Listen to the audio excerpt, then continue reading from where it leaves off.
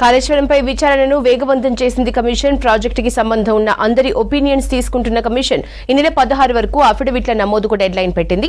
గత ప్రభుత్వ హయాంలో ఇరిగేషన్ సెక్రటరీగా ఉన్న ఎస్కే జోష్ ని విచారణకు పిలవనుంది కమిషన్. ప్రాజెక్టుపై అభ్యంతరం చెప్పిన ఓ ప్రైవేట్ కంపెనీకి సంబంధించిన సీనియర్ ఇంజనీర్ ఒపీనియన్ తీసుకోనుంది విచారణ కమిషన్.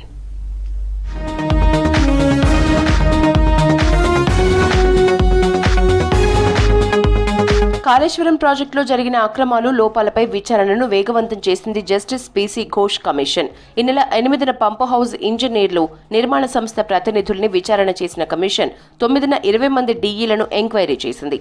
ఇవాళ మరికొంతమంది ఏఈలను విచారణ చేయనుంది కమిషన్.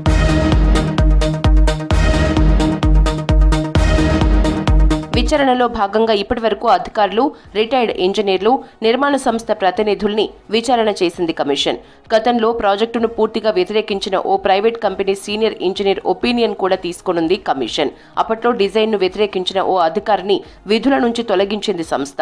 ఆ అధికారి ఒపీనియన్ ఇప్పుడు తీసుకోనుంది కమిషన్. వీరితో పాటు మరికొంతమంది ప్రైవేటు సంస్థల వ్యక్తుల్ని కలిసే ఆలోచనలో కమిషన్ ఉన్నట్లు తెలుస్తోంది.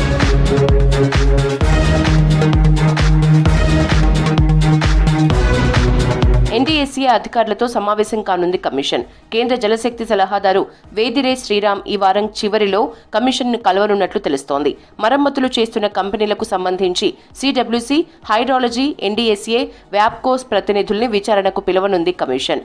ఎక్స్పోర్ట్ కమిటీ ఇచ్చిన నివేదిక అసంపూర్తిగా ఉందని భావిస్తున్న జస్టిస్ పీసీ ఘోష్ కమిషన్ నిపుణుల కమిటీ నుంచి, ఇటు ప్రభుత్వం నుంచి మరికొన్ని వివరాలు కావాలని భావిస్తోంది.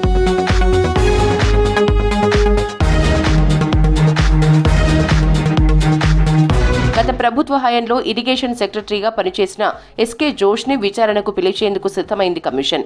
అఫిడవిట్ల ఆధారంగా మరికొంతమందిని విచారణకు పిలిచే అవకాశం కనిపిస్తోంది.